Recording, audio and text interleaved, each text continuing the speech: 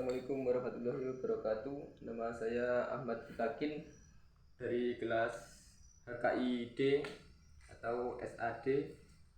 Di sini saya ingin mempresentasikan tugas dari mata kuliah Sosiologi Hukum.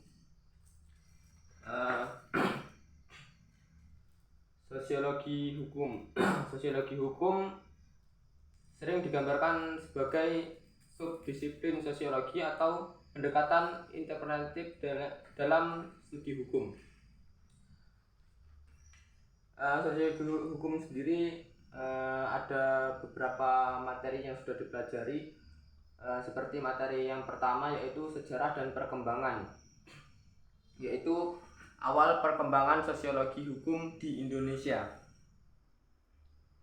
Sejarahnya sendiri, sejarah perkembangannya sosiologi hukum ini yaitu berawal dari pakar yang bernama Angelotti pada tahun 1882 dari Italia, yang pertama kali memperkenalkan istilah sosiologi hukum yang lahir dari pemikiran di bidang filsafat hukum, ilmu hukum maupun sosiologi, sehingga sosiologi hukum merupakan refleksi inti dari pemikiran disiplin tersebut.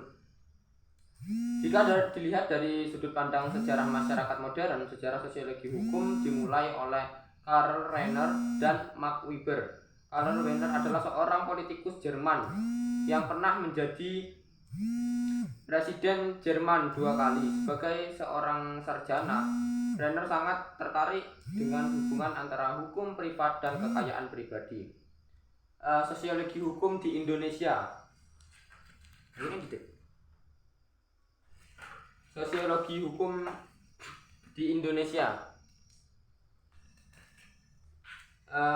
Sosiologi hukum di Indonesia diantaranya berfungsi sebagai sarana sosial kontrol atau pengadilan sosial. Hukum berfungsi sebagai sarana sosial engineering. Wibawa hukum, sistem hukum modern atau kenyataan bahwa hukum hanya diperlakukan untuk mereka yang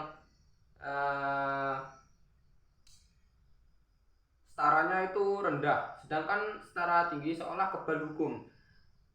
Efektivitas hukum dan peranan saksi serta kesadaran hukum dan kepatuhan hukum. Dan yang kedua, hukum dan solidaritas sosial. Nah, yang ini hukum dan solidaritas sosial. Teori mengenai masyarakat perkembangan sesuai dengan perkembangan masyarakat dari masa ke masa. Teori tersebut mengalami perkembangan dan perubahan, bahkan ada yang turut tenggelam bersama dengan bertumbuhnya teori baru.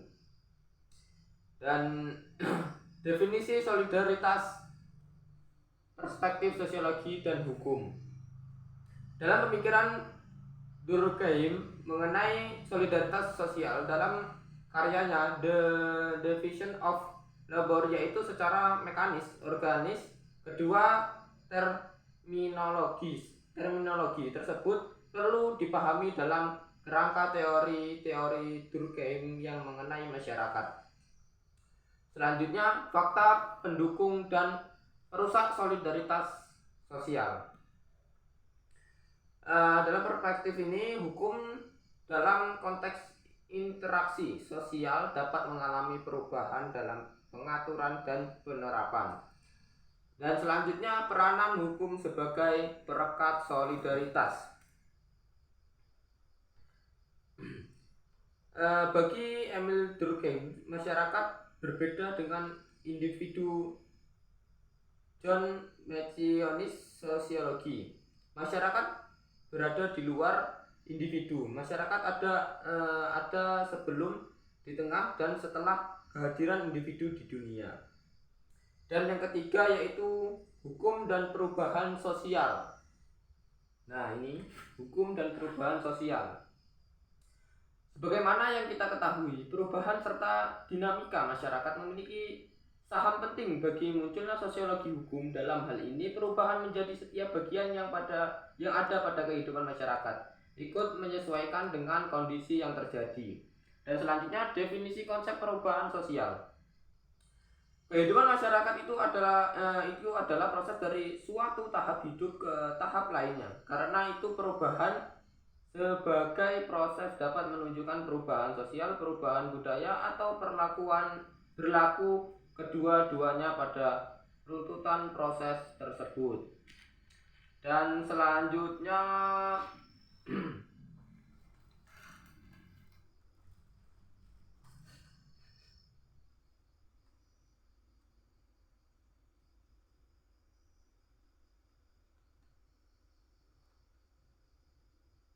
realitas perubahan sosial di Indonesia.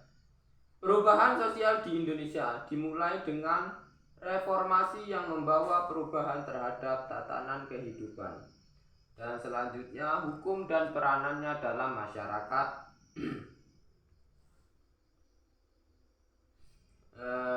Perannya dalam masyarakat di Indonesia dalam proses perubahan hukum, terutama yang tertulis. Pada umumnya dikenal adanya 3 badan yang dapat mengubah hukum, yaitu badan-badan pembentuk hukum, badan penegak hukum, dan badan-badan pelaksana hukum. Merupakan ciri-ciri terdapat pada negara-negara modern. Dan selanjutnya fungsi hukum sebagai siklus perubahan sosial. Pada prinsipnya kaidah-kaidah hukum sebagai alat untuk mengubah masyarakat mempunyai peranan penting, terutama dalam perubahan yang dikehendaki atau direncanakan. Yang nomor 4, materi yang keempat atau kelima itu teori sosial hukum. Oh, ini teori-teori sosiologi hukum mendefinisikan teori-teori sosial hukum berasal dari kata teoria dalam bahasa Latin yang berarti perenungan, yang pada gilirannya berasal dari kata thea atau ti dalam bahasa Yunani yang berarti cara atau hasil pandang, adalah suatu konstruksi di alam ide imajinatif manusia tentang realitas-realitas yang ia jumpai dalam pengalaman hidupnya. Dan yang selanjutnya yaitu definisi teori tadi, yaitu karya Durkheim dan Weber, merupakan contoh klasik teori makro. Kedua pemikiran dasar tersebut memiliki sosiologi sebagai kajian terhadap masyarakat sebagai suatu keseluruhan. Dan yang kedua, kajian strukturalisme.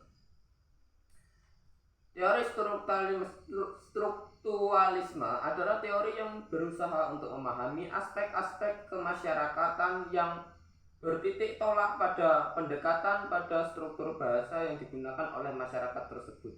Kemudian juga dasar masyarakat yang menganggap subjek atau aktor bukan sebagai variabel bebas. Selanjutnya, kajian fungsional. Kajian fungsional ini seperti konsep pemikiran pemahaman fungsionalisme mengambil tempat berpijak dari filsafat yang diajarkan oleh Thomas Hobbes tentang homo homini lupus, yang menyatakan bahwa pada prinsipnya manusia saling berkelahi satu sama lain. Ya, ibarat contohnya sering banyak keributan, ya seperti itu. Teori perkembangan. Teori perkembangan itu 3 tahap dari Auguste Comte. Comte adalah tokoh aliran positifisme yang paling terkenal. Positif percaya bahwa masyarakat merupakan bagian dari alam di mana metode-metode penelitian empiris dapat digunakan untuk menentukan hukum-hukum sosial kemasyarakatan. Dan selanjutnya adalah pemetaan tokoh dan teori dalam kajian strukturalisme. Nah, yang ini yang paling bawah sendiri, yaitu ciri-ciri strukturalisme adalah pemusatan pada deskripsi keadaan atau aktual objek melalui penyikapan tabiat, sifat-sifat yang berkaitan dengan satu hal melalui pendidikan. Eh, oke, terima kasih. Cukup sekian dari saya. Bila ada kurang lebihnya saya mohon maaf sebesar-besarnya. Wabillahi taufiq wa hidayah. Wassalamualaikum warahmatullahi wabarakatuh. Menit, Cok.